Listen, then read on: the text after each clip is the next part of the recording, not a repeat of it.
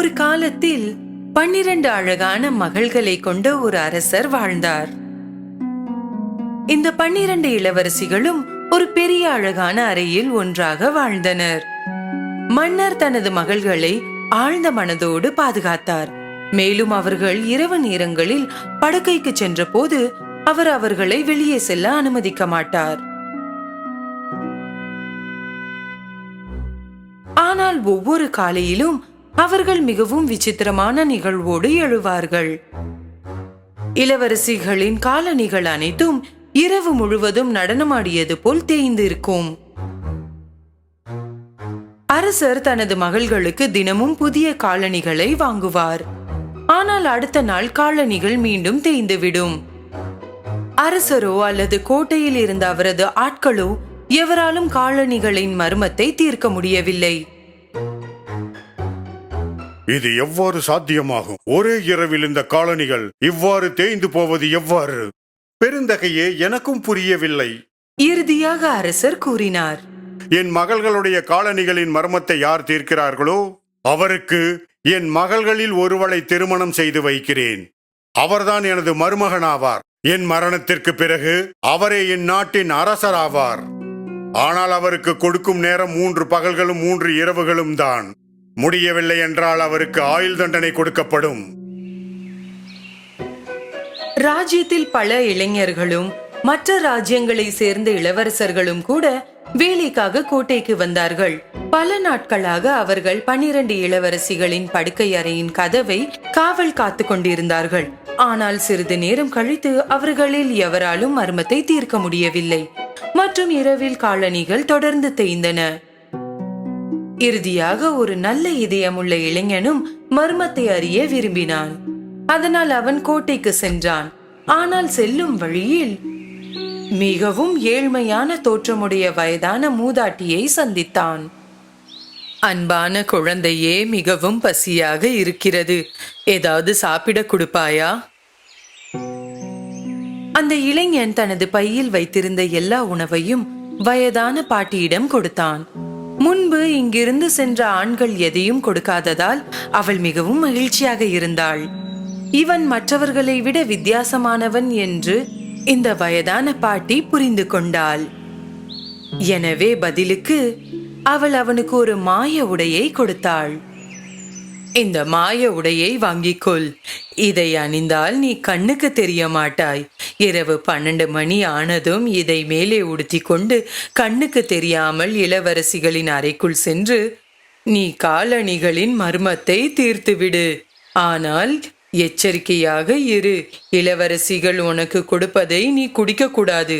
அவர்கள் மோசமான இளவரசிகள். அந்த இளைஞன் மாய உடையை எடுத்துக்கொண்டு கோட்டைக்குள் சென்றான். மேலும் அவன் காலணிகளின் மர்மத்தை தீர்க்க அங்கே வந்து இருப்பதாக கூறினான். முதல் நாள் அவன் இளவரசிகளின் கதவுக்கு முன் காவலில் இருந்தபோது எலுமிச்சை பழசாறுடன் மூத்த இளவரசி வெளியே வந்தாள். உங்களுக்கு தாகமாக இருக்கும். நாங்கள் உங்களுக்காக சில எலுமிச்சை பழச்சாறு தயார் செய்துள்ளோம், அருந்துங்கள். அந்த இளைஞன் அந்த மூதாட்டியின் எச்சரிக்கையை மறந்து குடித்து விட்டான். பிறகு அவன் ஆழ்ந்த தூக்கத்தில் விழுந்தான். அவர்கள் அவனுக்காக தயார் செய்திருந்த அறையில் இரவு முழுவதும் குரட்டை விட்டு தூங்கினான்.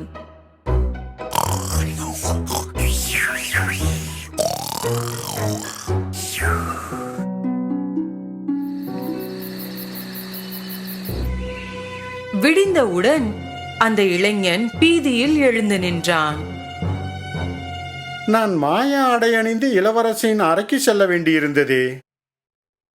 2வது இரவில் அந்த இளைஞன் மீண்டும் இளவரசிகளின் அறைக்கு முன்னால் காவலில் நின்றான். இந்த முறை மற்றொரு இளவரசி கையில் பழச்சாறுடன் வெளியே வந்தாள். இளைஞன் இரவு நேரத்திற்காக காத்து கொண்டிருந்ததால் தாகமாக இருந்தான். யோசிக்காமல் அவனுக்கு வழங்கப்பட்ட அனைத்து சாறுகளையும் குடித்தான். அவன் மீண்டும் ஒரு முறை ஆழ்ந்த உறக்கத்திற்கு சென்றான். மறுநாள் காலையில் அவன் எழுந்தபோது அந்த வயதான மூதாட்டி வார்த்தைகள் நினைவுக்கு வந்தன. ஆனால் எச்சரிக்கையாக இரு, இளவரசிகள் உனக்கு கொடுப்பதை குடிக்க கூடாது. நான் குடித்த பானத்தில் இளவரசிகள் தூக்க மருந்து கலந்திருப்பார்கள். அந்த நேரத்தில் அரசர் அவனுக்கு அருகில் வந்தார். 2 நாட்கள் முடிந்துவிட்டன. இன்னும் முன்னால் அந்த காலணிகளின் மர்மத்தை தீர்க்க முடியவில்லை. என்றும் முன்னால் தீர்க்க முடியவில்லை என்றால் உன் வாழ்நாள் முழுவதும் சிறையில் கழிக்க வேண்டியதுதான். அரசர் தனது பேச்சை முடித்துவிட்டு சென்று விட்டார். இந்த மர்மத்தை அந்த இளைஞன் இன்று தீர்க்க வேண்டியிருந்தது. அன்று இரவு கடைசியாக அந்த இளைஞன் இளவரசிகளின் கதவின் முன் காவலில் நின்றான். இந்த முறை இளைய இளவரசி கையில் ஆரஞ்சு பழச்சாறு கொண்டு வெளியே வந்தாள். ஆனால் இந்த இளைஞன் இப்போது அறிந்திருந்தான். அவன் அதை வாங்கிக் கொண்டு இளவரசிக்கு நன்றி சொன்னான். இளவரசி சென்ற பிறகு ஆரஞ்சு சாற்றை அருகில் இருந்த ஒரு பூத்தொட்டியில் ஊற்றினான். இந்த முறை அவன் தூங்காமல் நின்று கொண்டிருந்தான். இரவு வந்தது. விரைவில் நள்ளிரவானது. அந்த இளைஞன் மாய ஆடையை உடுத்தி கண்ணுக்கு தெரியாதவனாக மாறினான். மெதுவாக அவன் கதவை திறந்தான். அப்போது அவன் பார்த்ததை அவனால் நம்ப முடியவில்லை. இளவரசிகள் அனைவரும் தங்களின் மிக அழகான ஆடைகள் அணிந்து தலைமுடி அலங்காரம் செய்து அவர்களின் புதிய காலணிகளை அணிந்திருந்தார்கள். வாசலில் இருந்த இளைஞன் தூங்கிவிட்டானா என்று பார்ப்போம். இளவரசி ஒருவள் கதவை திறந்து வெளியே பார்த்தாள். மேலும் மற்றொரு இளவரசி தன் காதை சுவரில் வைத்தாள். அந்த நேரத்தில் அந்த இளைஞனுக்கு சில குரட்டை சத்தங்கள் செய்ய வேண்டும் என்று தெரியும்.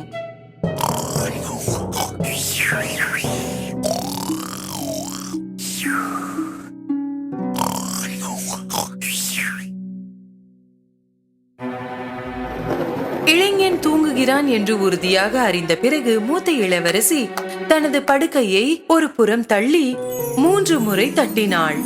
படுக்கையின் இடத்தில் ஒரு ரகசிய பாதை திறக்கப்பட்டது. அந்த இளைஞனால் அதை நம்ப முடியவில்லை. இளவரசிகள் அனைவரும் உள்ளே சென்றார்கள்.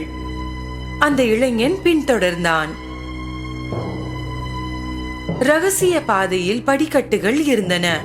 அதில் 100கணக்கான படிகள் கீழே சென்று கொண்டிருந்தது. இறங்கும் போது அந்த இளைஞன் தற்செயலாக ஒரு இளவரசியின் பாவாடையை மிதித்து விட்டான். யாரோ என் பாவாடையில் கால் வைத்தார்கள். என்ன முட்டாள்தனம்! அது நீயாதான் இருப்பாய். படிக்கட்டுகள் முடிந்ததும் அவர்கள் ஒரு காட்டுக்குள் வந்தார்கள். அவர்கள் அழகான வெள்ளி கிளைகளுடன் இருந்த பெரிய மரங்களை கடந்தார்கள். அந்த இளைஞன் ஒரு கிளையை உடைத்து வைத்துக் கொண்டான். இளவரசிகளை பின்தொடர்ந்தான். ஒரு ஆற்றின் கரையில் வந்தார்கள். ஆற்றில் அன்னம் வடிவத்தில் 12 படகுகள் இருந்தன. அவற்றில் 12 இளவரசர்கள் இளவரசிக்காக காத்திருந்தனர். அவர்கள் படகுகளில் ஏறினார்கள். இளைஞன் கடைசியாக இருந்ததில் ஏறினான். படகு வழக்கத்தை விட கனமாக இருக்கிறது. இன்னொருவர் இருப்பது போல் உள்ளது, இல்லையா? நீ கனவு காண்பதை நிறுத்து. அவர்கள் ஆற்றை கடந்த பிறகு ஒரு பெரிய பளபளப்பான கோட்டையை கண்டார்கள். உள்ளிருந்து இசை வருவதை கேட்க முடிந்தது. ஜன்னல் வழியாக பார்த்தபோது அந்த இளைஞன் பலர் நடனமாடுவதை கண்டான். அவர்கள் கோட்டைக்குள் நுழைந்தவுடன் இளவரசிகள் நடனமாட தொடங்கினர். அவர்கள் ஒருபோதும் சோர்வடையாமல் நடனமாடிக்கொண்டே இருந்தார்கள். அவர்களின் காலணிகள் தேய்ந்து போக ஆரம்பித்தன. இனி அந்த இளைஞனால் தனது பசியை அடக்க முடியவில்லை. எனவே அவன் மேஜையில் இருந்து உணவை எடுத்து சாப்பிட ஆரம்பித்தான். இளைய இளவரசி இதை பார்த்தாள். ஏய், என் கேக்! கண்ணுக்கு தெரியாத ஒருவர் அதை சாப்பிடுவது போல் மிதக்கிறது. உன் முட்டாள்தனத்தை நிறுத்திக்கொள். யாரும் கவனிக்காத போது அந்த இளைஞன் மேசையில் இருந்து ஒரு தங்க கோப்பையை எடுத்துக்கொண்டு அவனிடம் வைத்துக் கொண்டான். இளவரசிகள் காலை வரை நடனமாடினார்கள். பின்னர் அவர்கள் படகுகளில் ஏறி ஆற்றை கடந்து காடு வழியாக நடந்து மிக நீண்ட படிக்கட்டுகள் மேலே ஏறி இறுதியாக அவர்கள் அவர்களின் அரண்மனைக்கு திரும்பி வந்தார்கள். காலணிகள் அனைத்தும் மீண்டும் ஒரு முறை தேய்ந்து போனது. தேயும் காலணிகளின் மர்மத்தை இறுதியாக தீர்த்து கொண்டதில் அந்த இளைஞன் மகிழ்ச்சி அடைந்தான்.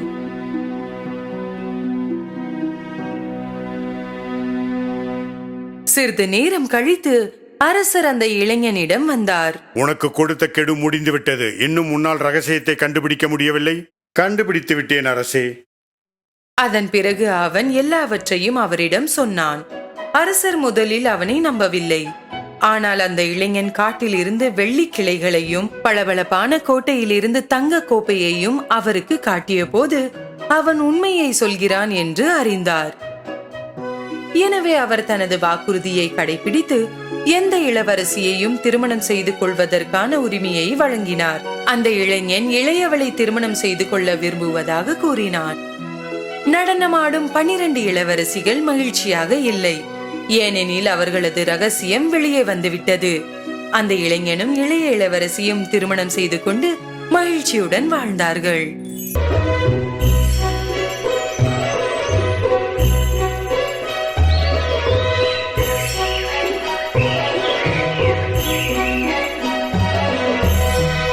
பணியின் அரசி. ஒரு முறை ஒரு தொலைதூர இடத்தில் பக்கத்து வீடுகளில் 2 சிறந்த நண்பர்கள் வாழ்ந்து வந்தனர். அவர்களின் பெயர்கள் கே மற்றும் கிரெடா. கே மற்றும் கிரெடா தங்களின் அன்பை காண்பிப்பதற்காக அவர்களின் வாசலுக்கு முன் ஒரு ரோஜா செடியை நட்டனர். ரோஜாக்களும் அவர்களுடன் ஒன்றாக வளரப்போகின்றன. பனிக்காலம் வந்தவுடன் பனி எல்லா இடத்திலும் இருந்தது. குளிர்ந்த குளிர்கால இரவுகளில் கே மற்றும் கிரெடாவின் மிக பெரிய பொழுதுபோக்கு கிரெடாவின் பாட்டியிடம் கதைகளை கேட்பதுதான். பாட்டி, பனி குளிர் எங்கிருந்து வருகிறது? கிரெடா கேட்டாள். தொலைதூரத்தில் இருந்து வருகிறது என்று கூறி பாட்டி கதையை சொல்ல தொடங்கினாள். ஐஸ் மற்றும் பனியினால் மூடப்பட்ட ஒரு ராஜ்யம் இருந்தது. பனியின் அரசி தனியாக வாழ்ந்ததால் அது அவளது சொந்த சக்தியின் மூலம் உருவாக்கப்பட்டது. பனியின் அரசி மிகவும் அழகாகவும் தூய்மையாகவும் இருந்தாள். ஆனால் தீய குணம் கொண்டவள் மற்றும் ஏராளமான அதிசயங்கள் அந்த மாயா மற்றும் ஜில்லென்று இருக்கும் ஐஸ் கோட்டையில் மறைக்கப்பட்டுள்ளன. அதில் ஒன்றுதான் ஐஸ் கண்ணாடி. பனி அரசி தன் தீய கண்களால் உலகில் நிகழ்ந்த அனைத்தையும் ஐஸ் கண்ணாடி வழியாக பார்த்தாள். அந்த நேரத்தில் கிரெடா ஜன்னல் வழியாக தங்களை பார்க்கும் பனி அரசியை பார்த்தாள். கே பாட்டி, பனி அரசி நம்மை ஜன்னல் வழியாக பார்க்கிறது, பாருங்கள். சும்மாரு, பனியில மாட்டிக்கிட்ட பூனையா இருக்கும். பாட்டி, பனி அரசி உண்மையில் இங்கு வர முடியுமா? அவங்க வரட்டும், நான் அவளை சீக்கிரமா புகைப்பைக்கில தூக்கி போட்டுறேன். அவ உருகி நீர் அரசி ஆயிடுவா. ஐஸ் கண்ணாடி வழியாக பார்க்கும்போது கே என்ன சொன்னான் என்று பனி அரசி கேட்டாள். எனவே நீ என்னை புகைப்போக்கிக்குள் எரிந்துவிட்டு நீர் அரசியாக்க போகிறாயா? ஐஸ் ஸ்பார்க்கிள்ஸ், எனது சக்திகளுடன் பறந்து அந்த பையனை பிடிங்கள். அவனது கண்களையும் இதயத்தையும் எனது போலாக்குங்கள். அவன் இதயத்தில் இருக்கும் அன்பு நீங்கி அவன் எல்லாவற்றையும் தீய குணத்தோடே பார்க்கட்டும்.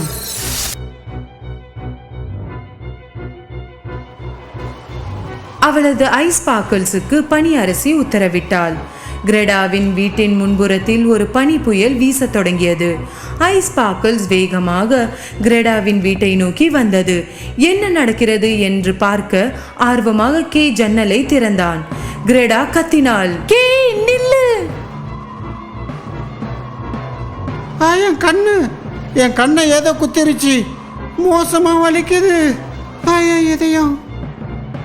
அப்போது ஐஸ் ஸ்பார்க்கிள்ஸ் பனி அரசியின் கட்டளையை நிறைவேற்றியது. அவன் கண்கள் மற்றும் இதயம் தாக்கப்பட்டு அவன் வேறொரு நபராக மாறினான். பிறகு கிரெடா என்ன நடந்தது என்று கேயிடம் கேட்டாள். ஆனால் கே அவளை திட்டி அனுப்பிவிட்டான். ஒன்னும் இல்ல, நல்லாதான் இருக்கு, என்ன தொந்தரவு கொடுக்காத. இது விசித்திரமாக இருந்தது. கே இது போன்று கிரெடாவுடன் எப்போதும் முரட்டுத்தனமாக நடந்தது இல்லை. அவன் ஏன் திடீரென்று இப்படி பேசத் தொடங்கினான் என்பதை அவள் புரிந்து கொள்ள முடியவில்லை. கேயின் இதே நடத்தை அடுத்த காலையும் தொடர்ந்தது. தோட்டத்தின் வெளியில் தனது ஸ்லேயை கே எடுக்கும் போது எங்கே போகிறான் என்று கிரெடா அவனிடம் கேட்டாள். அவன் மீண்டும் திட்டினான். தனது ஸ்லேயில் குதித்து சென்று விட்டான். கிரேடா அவனுக்கு பின்னால் ஓடினாள். ஆனால் அவனை பிடிக்க முடியவில்லை. திடீரென்று அந்த பனி அரசி தோன்றினாள். கே அவளை பின்தொடர தொடங்கினான். கிரேடா திகைத்து போனாள். மேலும் எதுவும் செய்ய முடியாமல் அவர்கள் அங்கிருந்து மறைவதை பார்த்து நின்றாள். பனி அரசி அவனை தன் ஐஸ் கோட்டைக்கு அழைத்து சென்றாள். கிரேடா தனது ஜன்னல் அருகே உட்கார்ந்து கே திரும்பி வர காத்திருந்தாள். நாட்கள் மற்றும் மாதங்கள் கடந்து விட்டன. குளிர்காலம் முடிந்து விட்டது. ஆனால் கே வரவில்லை. காத்திருக்க முடியாமல் கிரேடா ஒன்றை தீர்மானிக்கிறாள். அவளுடைய பாட்டி கொடுத்த கண்ணாடியை மட்டும் எடுத்துக்கொண்டாள். தனது அன்பான நண்பர் கேவை தேட தொடங்கினாள்.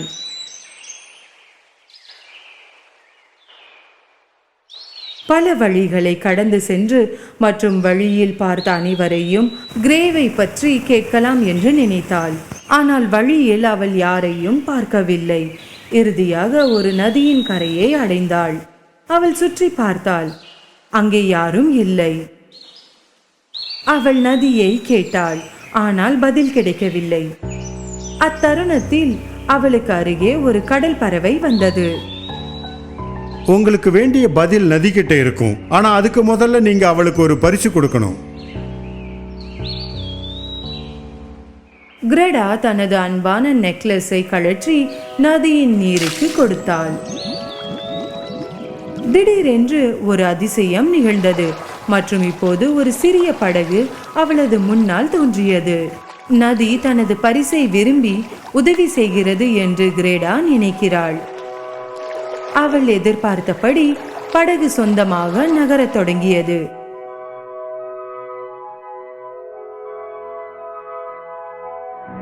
படகு மற்றொரு கரைக்கு சென்றது. இங்கே வானவில்லின் அனைத்து வண்ணங்களுடன் ஒரு ரகசிய பூக்கள் தோட்டம் இருந்தன. கிரேடா தனது வாழ்க்கையில் இது போன்ற அழகான தோட்டத்தை கண்டதே இல்லை. ஆனால் ஒன்று வித்தியாசமாக இருந்தது. இந்த மலர்களில் நறுமணம் இல்லை. தோட்டத்தின் மறுபுறத்தில் இருந்து அவள் ஒரு பெண் அணுகுவதை பார்த்தாள். அவள்தான் தோட்டத்தின் உரிமையாளர். அழகான பெண்ணை வரவேற்கிறேன். அவள் ஒரு பெரிய புன்னகையுடன் கிரேடாவை வாழ்த்தினாள். அவள் தோட்டத்தில் உள்ள பூக்களை முகர முடியும் என்று திடீரென்று உணர்ந்தாள். அனுமதியின்றி உங்கள் தோட்டத்திற்குள் வந்ததற்கு வருந்துகிறேன். பரவாயில்லை அன்பே, வா, இங்கே வா. நீ இங்கே வந்ததற்கு நான் மகிழ்ச்சி அடைகிறேன். என் தோட்டத்திற்கு நீண்ட காலமாக யாரும் வரவில்லை. இங்கு எதற்கு தனியாக வந்தாய்? கிரேடா தனது நீண்டகால நண்பனை தேடிக்கொண்டிருப்பதாக மலர் பெண்ணிடம் சொன்னாள். அவனை பார்த்தாளா என்று கேட்டாள். ஆனால் அந்த பெண் நீண்ட காலத்திற்கு பிறகு பார்த்த ஒரே நபர் கிரேடா தான். உண்மையாகவா? அப்படி என்றால் நான் செல்கிறேன். கேவை நான் சீக்கிரம் தேட வேண்டும். அவள் செல்வதை விரும்பாததால் மலர் பெண் ஒரு பொய்யை சொன்னாள். நீ கே என்று சொன்னாயா? நான் யோசிக்கிறேன். நான் அவனை இங்கே பார்த்திருக்கிறேன். பிறகு கிரேடா எல்லாவற்றையும் சொன்னாள். மலர் பெண் பனி அரசி பெயரை கேட்டபோது மிகவும் கவலை அடைந்தாள். பனி அரசியா? ஓ, இங்கே இருந்து அவள் தூரமாக இருக்கட்டும். குளிர்ச்சியானவள். அவளால் தான் என் பூக்களுக்கு நறுமணம் இல்லை. திடீரென்று அந்த மலர் பெண்ணுக்கு கிரேடாவின் தலைமுடியை சீவ ஆசை வந்தது. கிரேடாவுக்கு ஏன் என்று புரியவில்லை. ஆனால் மலர் பெண் வற்புறுத்தினாள். கிரேடாவுக்கு அது உண்மையில் ஒரு மாய சீப்பு என்று தெரியாது. மாய சீப்பினால் கிரேடா எல்லாவற்றையும் மறந்துவிட்டாள். அவள் மகிழ்ச்சியாக இருந்தாள். அந்த மலர் பெண் தீயவள் அல்ல. அவள் அதை விளையாட்டுத்தனமாக செய்தாள். கிரேடா தனது தூக்கத்தில் இருந்து எழுந்தபோது அவளுக்கு எதுவும் நினைவில்லை. அவள் ஏன் அங்கு இருந்தாள் மற்றும் எப்படி வந்தாள் என்பதும் நினைவில்லை. ஆனால் அவள் அந்த பெண்ணின் தொப்பியில் ரோஜாக்களை பார்த்ததும் அவளுக்கு எல்லாம் நினைவிற்கு வர தொடங்கியது. உண்மையான அன்பின் சக்தியை எந்த மாயமும் வெல்ல முடியாது. கிரேடா தூக்க தோட்டத்தில் எவ்வளவு காலம் தூங்கினாள் என்பது தெரியாது. ஆனால் அவளுடைய நினைவுகள் எல்லாம் திரும்ப வந்தது. அவள் உடனடியாக கடற்கரைக்கு திரும்பினாள். படகு அங்கேயே இருந்தது. ஆனால் எந்த வழியில் செல்ல வேண்டும் அல்லது என்ன செய்ய வேண்டும் என்று அவள் அறிந்திருக்கவில்லை. அந்த நேரத்தில் ஒரு காகம் அவள் தலைக்கு மேலே பறந்தது. அது எதையோ சொல்ல முயற்சித்தது. எனவே கிரேடா படகில் அதை பின்தொடர தொடங்கினாள். அவள் நீண்ட நேரம் காகத்தை பின்தொடர்ந்தாள். அவர்கள் ஐஸ் கடலை அடைந்தார்கள். இந்த இடத்தின் நடுவில் கடலில் சிக்கிய ஒரு கடல் கொள்ளைக்காரர்களின் கப்பல் இருந்தது. காகம் பறந்து சென்று அதில் இறங்கியது. கிரேடா தனது படகில் பின்தொடர்ந்து அந்த கப்பலுக்கு சென்றாள். இப்படிதான் நான் பனியரசி கோட்டைக்கு போக முடியுமா இந்த கப்பல் மூலம்? அப்போது கப்பல் தளத்தில் கொள்ளை கூட்டம் வந்தது. கொள்ளை கூட்டத்தில் இருந்து ஒரு பெண் கிரேடாவை நோக்கி வந்தாள். நாங்கள் செல்லும் இடத்திற்கு நீயும் செல்வாய். நீ தொலைந்து விட்டாய். ஆமாம். அதே நேரத்தில் ஐஸ் கோட்டையில் பனி அரசி கே தனது கடந்த காலங்கள் எல்லாவற்றையும் மறந்துவிட முயற்சிக்கிறாள். ஒரு அளவு வெற்றி பெற்றாள். ஆனால் அவள் என்ன செய்தாலும் கிரேடா கேயின் நினைவிலேயே இருந்தாள். கிரேடா, கிரேடா, விரைவில் உன் இதயம் பனிக்கட்டியாகிவிடும். அதற்கு பிறகு நீ அவளை நினைவில் கொள்ள மாட்டாய். பனி அரசியின் கோட்டையில் அடைக்கப்பட்ட அவளது நண்பரை பற்றி அறிந்து கொண்டதும் அவனை பற்றி மறந்துவிட அந்த கப்பலில் இருந்த பெண் கிரேடாவிடம் சொன்னாள். ஏனெனில் அவனை அடைய எந்த வழியும் இல்லை. நான் மறக்க மாட்டேன். அவன் என் சிறந்த நண்பன். அவனை கண்டுபிடிப்பேன். கிரேடாவின் நிலைப்பாட்டை கொள்ளைக்கார பெண் உண்மையில் புரிந்து கொள்ள முடியாது. கிரேடா அங்கேயே இருந்து அவளுடைய சிநேகிதியாக அவள் விரும்பினாள். ஆனால் கிரேடா அவளுடைய நண்பனை கண்டுபிடிக்க தீர்மானமாக இருந்தாள். கேவை மீட்க நான் எல்லாம் செய்வேன். எந்த நண்பர்களும் இல்லாததால் கொள்ளை கூட்ட பெண் கிரேடாவின் சுபாவத்தை பார்த்து அவளுக்கு உதவ முடிவு செய்தாள். அடுத்த நாள் விடிந்ததும் அந்த பெண் கிரேடாவிற்காக ஒரு கலைமானை கொண்டு வந்து கொடுத்தாள். இது முழு ஐஸ் ராஜ்யத்தின் மிக விரைவான மிருகம் மற்றும் அது கிரேடாவிற்கு வழியை காட்ட போகிறது.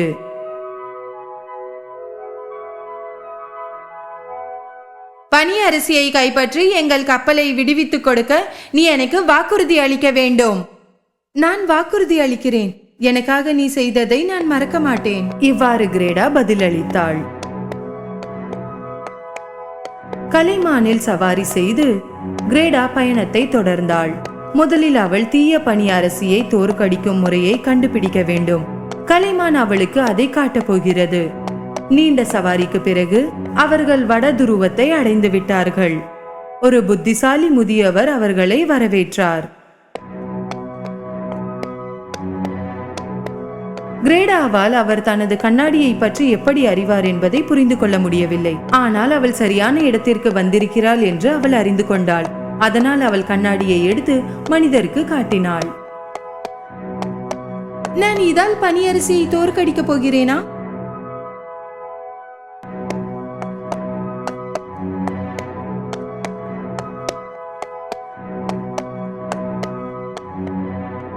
உண்மையான அன்பை விட வலிமையானது எதுவும் இல்லை.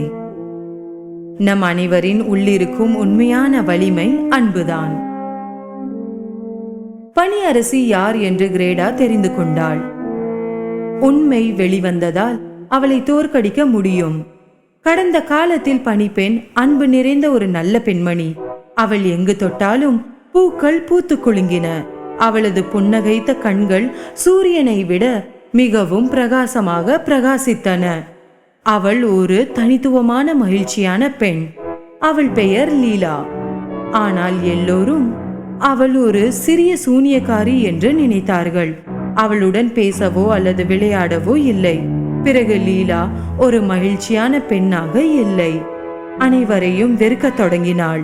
ஒரு நாள் அவள் ஒன்றை வேண்டிக் கொண்டாள். என்னை வெறுக்கும் அனைவருமே ஐஸ் கட்டியாக மாறுவார்கள். அவள் தனக்காக ஒரு கோட்டையை உருவாக்கி எல்லோரிடமும் இருந்து தனிமையில் இருந்து அன்பு மற்றும் மகிழ்ச்சி இல்லாமல் வாழ்ந்தாள். கிரேடா பனியரசி கோட்டைக்கு வந்து உள்ளே நுழைந்தாள்.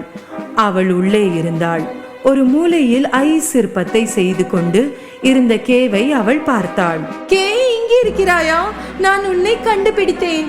கே, நான் தான் கிரேடா, என்னை நினைவிருக்கிறதா? கிரேடாவை கே பார்த்தான், ஆனால் அடையாளம் கண்டு கொள்ளவில்லை. ஆஹாஹா, அவன் இதயம் இங்குள்ள எல்லாவற்றையும் போல் ஐஸாக மாறிவிட்டது. பணியிலவரசி சொல்வதற்கு செவி கொடுக்காமல் கேவை நோக்கி ஓடினாள். அவனை விட்டுவிடு, அவன் இப்போது எனக்கு சொந்தம். நான் உன்னையும் ஐஸாக்க போகிறேன். இல்லை, உன்னால் அப்படி செய்ய முடியாது. கே, நான் உன்னை நேசிக்கிறேன். கேவிற்கு மெதுவாக நினைவு வர தொடங்கியது. கிரடா, இப்ப எனக்கு நல்ல ஞாபகம் வந்துருச்சு. கோபமடைந்த பனியரசி தனது மந்திர கோலை அசைத்து வெளிச்சம் போல் பனியை மிதக்க சபித்தாள். அப்போதே கிரேடா தனது கண்ணாடியை எடுத்து சாபத்தின் வெளிச்சத்திற்கு எதிராக காட்டினாள். சாபம் மறைந்தது. இது நிகழ்ந்த தருணத்தில் பனியரசி கிரேடாவின் கண்ணாடியை பார்த்தாள். அதில் அவள் தன்னுடைய பிரதிபலிப்பிற்கு பதிலாக ஒரு சிறிய பெண்ணின் முகத்தை பார்த்தாள். அது லீலாவின் முகம். உடனே பனியரசி செல்லக்குட்டி லீலாவை போல் மீண்டும் உணர தொடங்கினாள். கிரேடா மற்றும் கேவை பார்த்து அவள் சிரிக்கத் தொடங்கினாள். உனக்கு மிகவும் நன்றி. நான் உண்மையில் யார் என்று இப்போது எனக்கு தெரியும். நான் விடுதலையானேன். போயிட்டு வருகிறேன். கே மற்றும் கிரேடா ஒருவருக்கொருவர் புன்னகையுடன் பார்த்தார்கள்.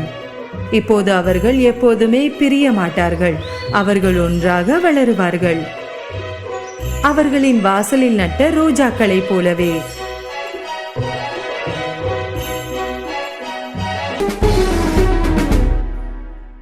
தொலைவில் உள்ள ஒரு நாட்டில் ஒரு மில்லுக்காரர் தனது 3 மகன்களுடன் வசித்து வந்தார். மில்லுக்காரர் இறந்த பிறகு அவர் தனது மூத்த மகன்களுக்கு மில்லை மற்றும் தனது இளைய மகனுக்கு ஒரு பூனையை விட்டு சென்றார். அவரது இளைய மகன் வருத்தப்பட்டார். அவரது சகோதரர்களைப் போலல்லாமல் அவருக்கு கிடைத்ததை நினைத்து வருந்தினார். அவர் பூனையை பார்த்து கூறினார், ஒரு பூனையை வைத்து நான் என்ன செய்ய முடியும்? இதை சாப்பிடக்கூட முடியாது. திடீரென்று மிகவும் எதிர்பாராத ஒன்று நடந்தது. பூனை பதிலளித்தது, நீங்கள் என்னை மிகவும் தவறாக நினைக்கிறீர்கள். நீங்கள் நினைப்பதை விட நான் உயர்வாக நிரூபித்து காட்ட முடியும். பூனை பேசுவதை கண்டு அந்த இளைஞர் திகைத்து போனார். அவர் கேட்டார், நீயா? எப்படி இது சாத்தியம்? நீங்கள் எனக்கு ஒரு சாக்கு, ஒரு தொப்பி மற்றும் ஒரு ஜோடி பூட்ஸை கொண்டு வாருங்கள். எப்படி என்பதை நான் காட்டுகிறேன்.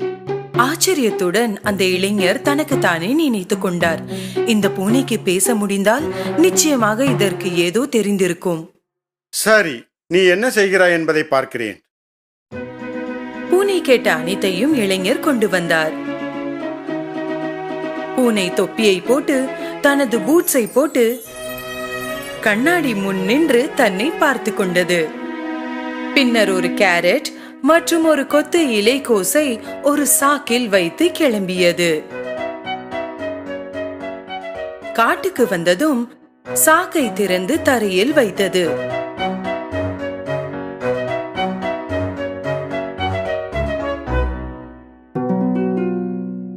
விரைவிலேயே காய்கறிகளின் நறுமணத்தை முகர்ந்து ஒரு முயல் தோன்றியது. இலைக்கோஸ் மற்றும் கேரட்டை சாப்பிடுவதற்காக முயல் சாக்கில் நுழைந்தது. பூனை விரைவாக சாக்கிடம் ஓடி வந்து அதை இறுக்கமாக கட்டி முயலை பிடித்தது. முயலை அதன் உரிமையாளரிடம் எடுத்துச் செல்வதற்கு பதிலாக அதை கோட்டைக்கு எடுத்துச் சென்றது. ராஜாவை பார்க்க விரும்புகிறேன் என்று காவலர்களிடம் கூறியது. ஒரு தொப்பி மற்றும் பூட்ஸ் அணிந்திருக்கும் பேசும் பூனையை பார்த்து காவலர்கள் விரைவாக ராஜாவின் முன்னிலையில் அழைத்துச் சென்றனர்.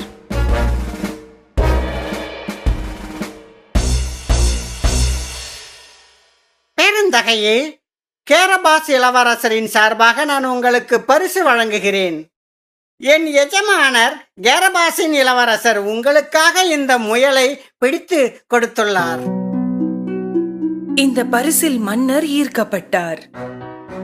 நீண்ட காலமாக பூட்ஸ் அணிந்த பூனை தான் பிடித்த விலங்குகளை கொண்டு வந்து அரசரிடம் கொடுத்தது. ராஜ்யத்தில் எல்லோரும் இளவரசரின் தாராளமான மனப்பான்மை மற்றும் செல்வத்தை பற்றி பேசத் தொடங்கினர். ஒவ்வொரு நாளும் ராஜாவின் ஆர்வம் அதிகரித்தது. எனவே ஒரு நாள் அவர் பூட்ஸ் அணிந்த பூனையிடம் கேட்டார்,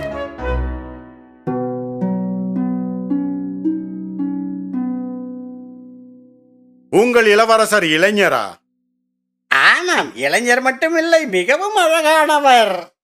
அவர் செல்வந்தரா? பெரும் செல்வந்தர். அவரது கோட்டையில் உங்களை வரவேற்பதில் அவர் பெருமிதம் அடைவார். இறுதியாக ராஜாவும் ராணியும் இந்த அழகான இளவரசரை சந்திக்க போகிறார்கள் என்பதை கேட்டு மிகவும் மகிழ்ச்சி அடைந்தார்கள். பூட்ஸ் அணிந்த பூனை சொல்வது உண்மை என்றால் நம் மகளுக்கு சரியான கணவரையும் ராஜ்யத்திற்கு பொருத்தமான இளவரசரையும் கண்டுபிடித்துள்ளோம் என்று நினைக்கிறேன். சில நாட்களுக்கு பிறகு பூட்ஸ் அணிந்த பூனை ராஜாவும் ராணியும் தங்கள் மகளுடன் ஊருக்கு வெளியே சென்றிருப்பதை கண்டுபிடித்தது. இந்த நாளுக்காக தான் நான் காத்திருந்தேன். அப்போது தனது உரிமையாளரிடம் ஓடியது. ஐயா, நாம் இப்பொழுதே ஆற்றங்கரைக்கு செல்ல வேண்டும். என்னை பின்தொடருங்கள். என்ன நடக்கிறது என்று இளைஞருக்கு புரியவில்லை. ஆனால் சொன்னபடி செய்தார். நாம் இங்கு எதற்காக வந்தோம்? நீந்துவதற்கு ஐயா. நீந்துவதற்கா? ஆனால் எனக்கு நீச்சல் தெரியாதே. அப்படியானால் இன்னும் நல்லது. உடனே உங்கள் ஆடைகளை கழட்டி விட்டு ஆற்றில் இறங்குங்கள். என்னை நம்புங்கள் ஐயா, நீங்கள் வருத்தப்பட மாட்டீர்கள். இளைஞர் சொன்னபடி செய்தார். ஆற்றில் சென்றார். பூட்ஸ் அணிந்த பூனை தன் உரிமையாளரின் ஆடைகளை புதருக்கு பின்னால் மறைத்து வைத்தது. அரசரின் வண்டி ஆற்றின் அருகே செல்லும் போது பூனை அவர்களிடம் சென்றது. உதவி, உதவி! என் எஜமானர் கேரபஸின் இளவரசர் நீரில் மூழ்குகிறார். ராஜா உடனடியாக தனது ஆட்களை ஆற்றுக்கு அனுப்பினார். அவரது ஆட்கள் அந்த இளைஞரை காப்பாற்றும் போது தனது எஜமானரின் ஆடைகளை எவ்வாறு திருடர்கள் திருடினார்கள் என்பதை விளக்கியது. ராஜா தன் ஆட்களுக்கு கட்டளையிட்டார். நம்மிடம் உள்ள சிறந்த ஆடைகளை இளவரசருக்கு கொண்டு வந்து கொடுங்கள். தனது புதிய ஆடைகளுடன் இளைஞர் ஒரு உண்மையான இளவரசரை போலவே இருந்தார். அவர் ராஜாவின் வண்டியை நோக்கி நடந்து கொண்டிருந்த போது இளவரசியும் ராணியும் அவரை பார்த்து கொண்டிருந்தார்கள். ராஜாவின் அருகில் வந்து வணங்கினார்.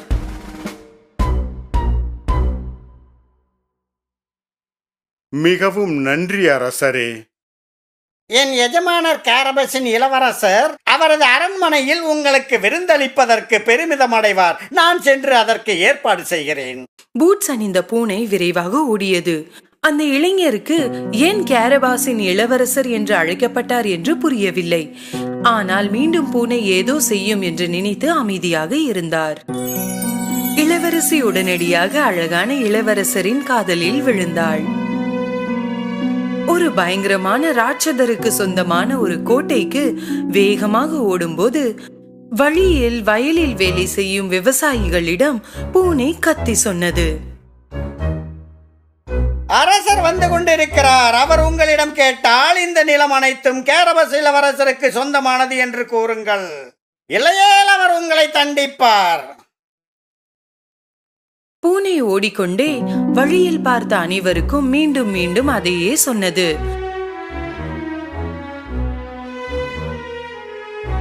ராஜாவின் வண்டி வழியெங்கும் சென்றபோது எல்லோரும் அச்சத்தோடு ஒரே விஷயத்தை சொல்லிக் கொண்டிருந்தார்கள். இளவரசர் இவ்வளவு நிலத்தை வைத்திருப்பதை கண்டு மன்னர் ஆச்சரியப்பட்டார். அவர் மகிழ்ச்சியாக இருந்தார். இதற்கிடையில் பூனை ராட்சதனின் கோட்டைக்கு வந்து கதவை தட்டியது. கதவு ஒரு பெரிய சத்தத்துடன் திறக்கப்பட்டது. ஒரு பூனை ஒரு தொப்பி மற்றும் பூட்ஸோடு பார்த்தபோது ராட்சதன் மிகவும் ஆச்சரியப்பட்டான். பூட்ஸ் அணிந்த பூனை பேசத் தொடங்கிய போது ராட்சதன் இன்னும் ஆச்சரியப்பட்டான். நல்ல நாள் பெருந்தகையே.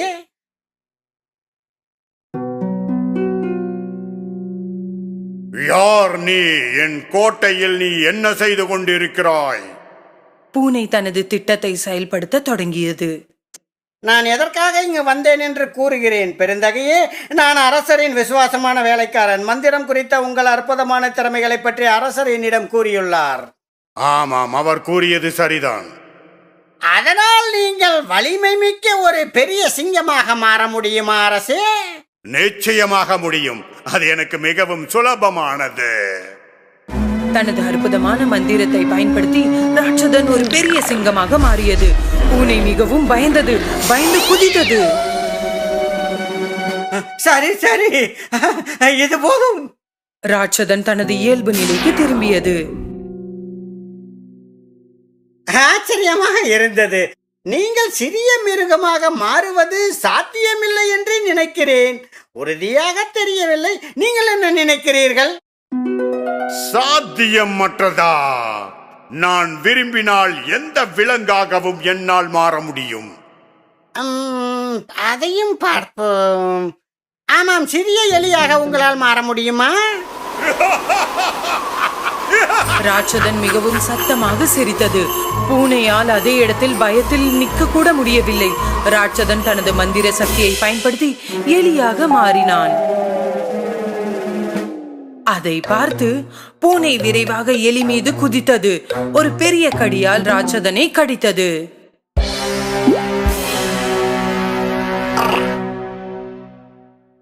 இதற்கிடையில் ராஜாவின் வண்டி மாபெரும் கோட்டையை நெருங்கியது. மேலும் பூனை விரைவாக ராஜாவை நோக்கி ஓடியது. பெருந்தகையே, கேரபஸின் இளவரசரின் அரண்மனை உங்கள் சேவையில் இருக்கிறது. தயவு செய்து வாருங்கள். ராஜா, ராணி, இளவரசி மற்றும் அந்த இளைஞனும் கோட்டையை வியப்புடன் பார்த்தார்கள். கோட்டையை நோக்கி நடக்கும்போது ராணி அந்த இளைஞனிடம் கேட்டாள்,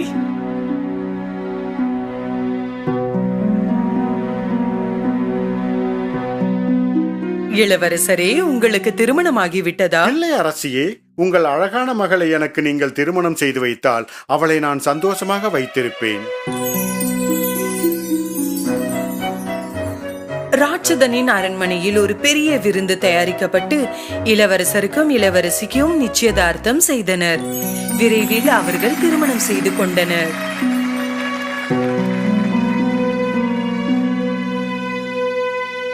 பார்த்தீர்களா ஐயா, நான் மிகவும் மதிப்பு வாய்ந்தவர் என்று முன்பே கூறினேனே. அன்றிலிருந்து பூட்ஸ் அணிந்த பூனை இளவரசரின் விசுவாசமான ஊழியராக ஆனது. இருவரும் சேர்ந்து மிகவும் பணக்கார ஆரோக்கியமான வாழ்க்கை வாழ்ந்தார்கள். ஒரு காலத்தில் ஒரு தூர தேசத்தில் ஒரு அழகான அரண்மனை இருந்தது. அந்த அற்புதமான அரண்மனையில் ஒரு மிகவும் அழகான ராணி வாழ்ந்து வந்தாள். அவளுக்கு இருந்த ஒரே ஒரு ஆசை என்னவென்றால் ஒரு அழகான பெண் குழந்தை வேண்டும் என்பதுதான். குளிர்காலத்தில் ஒரு நாள் ஜன்னல் அருகில் தையல் வேலை செய்து கொண்டிருந்த ராணி திடீரென ஊசியால் குத்திக் கொள்கிறாள். உடனே தன்னிடம் இருந்த துண்டு துணியால் இரத்தத்தை உடைத்துக் கொண்டு ஒரு வரம் வேண்டினாள். எனக்கு ஒரு பெண் குழந்தை வேண்டும். அவள் பனியை விட வெண்மை சருமத்துடன், கண்கள் பிரகாசிக்கும் அணிகலன்களை விட அதிக பிரகாசத்துடனும், செரி போன்ற உதடுகளும், அவளது உள்ளம் முழுவதும் சந்தோஷமும் மகிழ்ச்சியும் நிறைந்திருக்க வேண்டும் என்பதுதான் என் ஆசை. பிறகு ஒரு நாள் நல்ல இதயம் கொண்ட ராணியின் ஆசை நிறைவேறுகிறது. அந்த அழகான பெண்ணுக்கு ஸ்னோ ஒயிட் என்ற பெயர் சூட்டுகிறார்கள். காலச்சக்கரம் உருண்டோடுகிறது. ஆனால் அவளால் சந்தோஷத்தை நீண்ட காலம் அனுபவிக்க முடியவில்லை. நல்ல உள்ளம் கொண்ட அந்த ராணிக்கு தீராத நோய் வந்து இறந்து விடுகிறாள். அதன் பிறகு அரசருக்கு வயதாகி மிகவும் பலவீனமாகி விடுவதால் அவர் ஒரு பெண்ணை மறுமணம் செய்து கொள்கிறார். புது அரசி அழகானவள்தான். ஆனால் அவள் தீய நெஞ்சம் கொண்டவளாக இருந்தாள். திமிருடன் பொறாமை குணத்தோடு இருந்தாள். நாள்தோறும் அரசி தனது மந்திர கண்ணாடியிடம் ஒரு கேள்வியை கேட்டுக்கொண்டே இருந்தாள். சுவரில் இருக்கும் கண்ணாடியே, அனைவரையும் விட சிறந்த சிகப்பழகி யார்? பிறகு கண்ணாடி திரும்பி பதிலளிக்கும், வேறு யார் இருக்க முடியும் உங்களை விட சிறந்த சிகப்பழகி? இந்த பதிலை கேட்டு அரசி மகிழ்ச்சி அடைவாள். தீய அரசியின் வருகையை கொண்டு கோட்டையில் எல்லாம் மாறத் தொடங்கியது. அவளுடைய தீய செயல்களால் ராஜ்யம் பல துன்பங்களை அனுபவித்தது. அந்த கஷ்டங்களை சரி செய்ய அரசர் கோட்டையை விட்டு தூரம் செல்ல வேண்டியிருந்தது. தீய அரசி மிகவும் மகிழ்ச்சியாக இருந்தாள். ஏனென்றால் இப்போது அரசர் போய்விட்டார். அதனால் அவளுக்கு விருப்பமானதை செய்ய முடிந்தது. வருடங்கள் வேகமாக ஓடின. ஸ்னோ ஒயிட் வளர்ந்து ஒரு அழகான பெண்ணானாள். சிறிது தொலைவில் ஒரு இடத்தில் ஒரு இளவரசர் திடீரென்று தண்ணீர் குடித்துக் கொண்டிருந்த போது நதியின் மீது ஸ்னோ ஒயிட்டின் பிரதிபலிப்பை பார்த்தார். ஆனால் தலைக்கு மேல் பறவைகளை தவிர வேறு யாரையும் அவரால் பார்க்க முடியவில்லை. ஒரு நாள் அரசி மீண்டும் கண்ணாடிக்கு முன் நின்று கொண்டிருந்தாள். கண்ணாடியே கண்ணாடியே, அனைவரையும் விட சிறந்த சிகப்பழகி யார்? கண்ணாடி பதிலளித்தது. எப்படி சொல்வேன்? நீங்கள் இல்லை அரசியாரே. ஸ்னோ ஒயிட் தான் மிகவும் சிறந்த சிகப்பழகி. மந்திர கண்ணாடியின் பதிலை கேட்டு அரசி கோபமடைந்தாள். அவள் உடனடியாக அவளது விருப்பமான வேட்டைக்காரனை கூப்பிட்டு பயங்கரமான கட்டளையை கொடுத்தாள். நீ ஸ்னோ ஒயிட்டை வனத்திற்கு அழைத்து சென்று எனக்கு அவளின் இதயத்தை கொண்டு வந்து கொடு.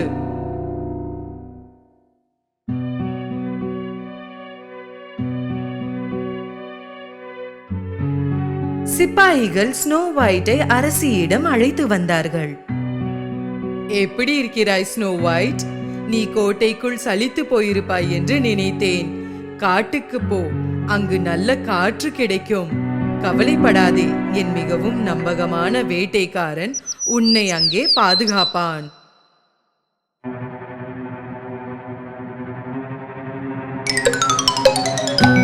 வேட்டைக்காரன் ஸ்னோ ஒயிட்டை காட்டிற்குள் கூட்டிச் சென்றான். அரசி சொன்னதை அவன் செய்ய வேண்டும். ஸ்னோ ஒயிட்டின் தூய்மையான மற்றும் நன்மைகள் நிறைந்த இதயத்தை பார்த்து வேட்டைக்காரனால் அவளுக்கு தீங்கு விளைவிக்க முடியவில்லை.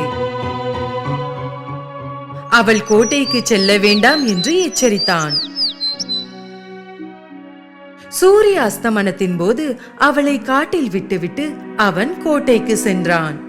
ஸ்னோ ஒயிட் தனியாக இருண்ட காட்டில் பயந்து போனாள். அவள் ஒரு மரத்தின் கீழே உட்கார்ந்து அழத் தொடங்கினாள். தூக்கம் வரும் வரை அவள் அழுது கொண்டே இருந்தாள். காலையில் ஸ்னோ ஒயிட் பறவைகள் கூச்சலினால் எழுந்தாள். மற்றும் பல சிறிய சிறிய விலங்கு நண்பர்கள் அவளை சுற்றி இருந்தன. இந்த விலங்குகளுக்கு அவள் யார் என்று தெரிந்ததால் மற்றும் அவர்களின் இளவரசியை நேசிப்பதால் அவளுக்கு வழிகாட்டினர். அவர்களின் வீட்டுக்கு அவளை அழைத்து வந்தார்கள். அது சிறியதாகவும் அழகாகவும் இருந்தது. தயக்கமாக ஸ்னோ ஒயிட் கதவை திறந்தாள். வீட்டிற்குள் எல்லாமே சிறியதாகவும் சுத்தம் செய்யாமலும் இருந்தது. ஸ்னோ ஒயிட்டுக்கு இந்த வீடு யாருக்கு சொந்தம் என்று கண்டுபிடிக்க முடியவில்லை. ஆனால் அவள் வேறு எங்கு செல்ல முடியும்? எனவே அவள் சுத்தம் செய்ய முடிவெடுத்தாள்.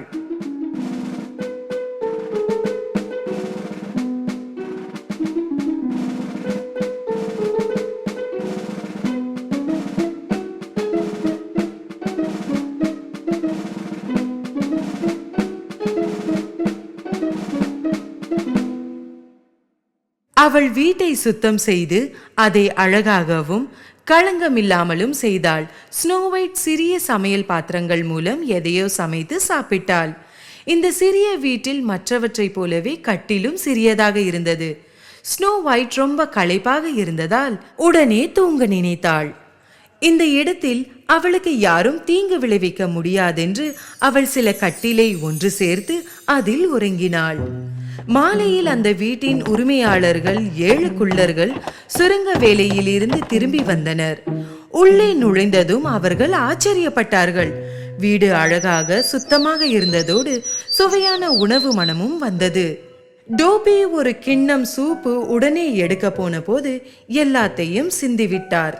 டாக் என்ன நடக்கிறது என்பதை கண்டுபிடிக்க முயற்சிக்கிறார். பார்க்க போனால் ஏதோ பிரச்சனை இருக்கிறது. யார் இந்த வேலையை செய்திருப்பார்கள்? நான் கொஞ்சம் தூங்கினால் எல்லாவற்றுக்கும் விடை கிடைக்கும். அதன் பிறகு என்னால் பதில் சொல்ல முடியும். ஸ்லீப்பி கொட்டாவி விட்டு கூறினார்.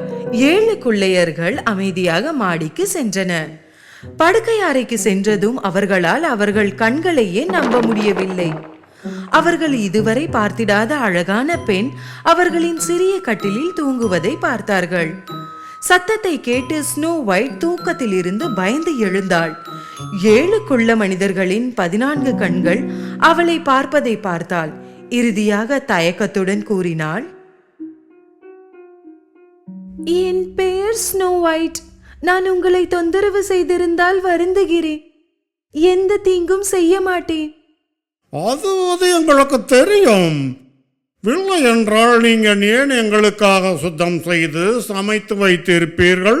டாக் இவ்வாறு கூறி தங்களை அறிமுகப்படுத்தினார். நாங்கள் 7 கொள்ளையர்கள். இது ஹாப்பி, இது குரும்பி, இது டோப்பி, இது ஸ்னீசி, பேஷ்ஃபுல், அப்புறம் நான் டாக்.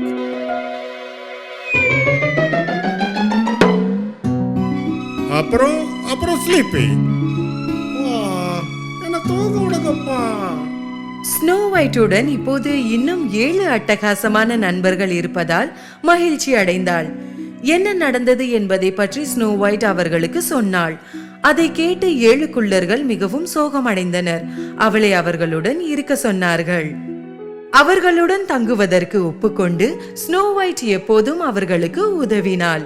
அவர்கள் மகிழ்ச்சியுடன் அமைதியாக நேரங்களை ஒன்றாக கழித்தன. ஆனால் அவர்களின் மகிழ்ச்சி நீடிக்கவில்லை.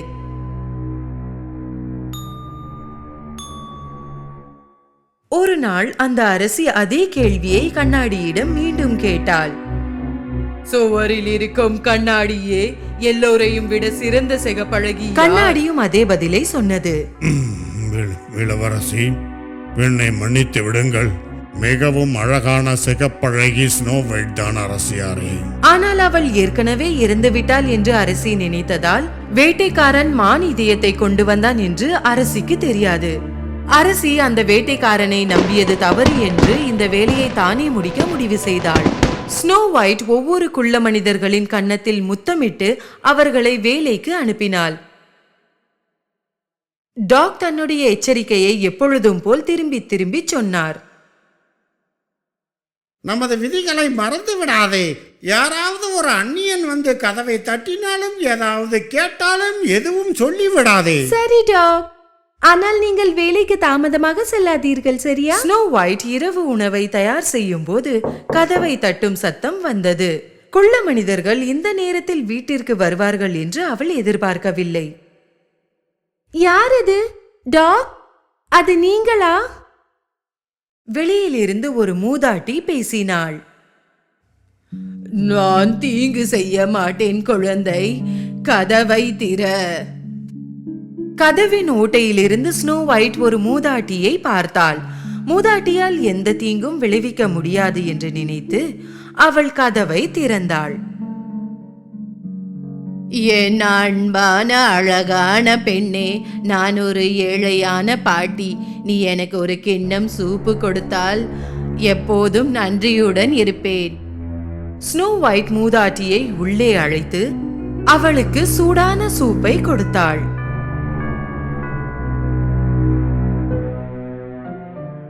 என் அன்பே, நன்றி. என்னிடம் பணம் எதுவும் இல்லை, ஆனால் என்னிடம் உனக்கு கொடுக்க மிகவும் ருசியான மற்றும் பிரகாசமான சிவப்பு ஆப்பிள் இருக்கிறது. ருசியாக இருக்கும். ஸ்னோ ஒயிட் ஆர்வமாக ஆப்பிளை ஒரு கடி கடித்தாள். உடனே அவள் மயங்கி தரையில் விழுந்தாள். அந்த மூதாட்டி மாறுவேடத்தில் வந்த தீய அரசிதான். அந்த ஆப்பிளில் சொர்க்கம் போன்ற சுவை அல்லாமல் கொடிய விஷம்தான் இருந்தது. அதன் ஒரு கடி ஸ்னோ ஒயிட் எப்போதும் எழ முடியாத அளவுக்கு அவளை தூக்கத்திலேயே வைக்கும். 7 குள்ளர்கள் வீட்டிற்கு திரும்பி வந்தபோது ஸ்னோ ஒயிட் தரையில் கிடந்ததை பார்த்தனர். அருகில் கடித்த ஆப்பிளை கண்டறிந்தனர். ஸ்னோ ஒயிட் தூக்கத்திலும் கூட அழகாக இருந்தாள். குள்ளர்கள் மிகவும் விலையுயர்ந்த கற்களால் செய்யப்பட்ட ஒரு கண்ணாடி பெட்டியில் அவளை வைத்து வனத்தில் உள்ள அவளின் அனைத்து நண்பர்களும் பார்க்க முடியும் ஒரு மலைப்பாங்கான இடத்தின் மீது வைத்தார்கள். ஒரு நாள் இளவரசர் ஸ்னோ ஒயிட் தூங்கிக் கொண்டிருந்த காட்டுக்குள் வந்தார். ஸ்னோ ஒயிட்டின் நண்பர்களான பறவைகள் அவருக்கு வழிகாட்டினர். ஸ்னோ ஒயிட் தூங்கிக் கொண்டிருந்த கண்ணாடி பெட்டி அருகில் அழைத்து வந்தனர். இளவரசரால் தனது கண்களை நம்ப முடியவில்லை. அழகான இளவரசியை அவர் ஒரு முறை ஆற்றில் ஒரு பிரதிபலிப்பாக பார்த்தார் மற்றும் அவரது கனவிலும் பார்த்தார். அவள்தான் இவர் முன்னால் உறங்கிக் கொண்டிருந்தாள். அவர் பெட்டியின் மூடியை உயர்த்தி ஸ்னோ ஒயிட்டை முத்தமிட்டார். அந்த நேரத்தில் ஸ்னோ ஒயிட் மற்றும் இளவரசியின் கனவுகள் நனவானது. அவர்களின் காதல் சாபத்தை முறியடித்து ஸ்னோ ஒயிட் தனது கண்களை மெதுவாக திறந்தாள். அதே நேரத்தில் அரசரின் மகளுக்கு நடந்த அனைத்தையும் பற்றிய அரசர் கண்டறிந்து மந்திர கண்ணாடியை உடைத்து தீய அரசியை வெகு தொலைவில் அனுப்பிவிட்டார். ஸ்னோ ஒயிட் இறுதியாக தனது கோட்டைக்கு திரும்பி அரசருடன் மீண்டும் இணைந்தாள்.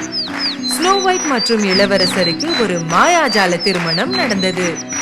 அதன் பிறகு அரசர், ஸ்னோ ஒயிட், இளவரசர் மற்றும் 7 குள்ளர்கள் அனைவரும் மகிழ்ச்சியுடன் வாழ்ந்தனர்.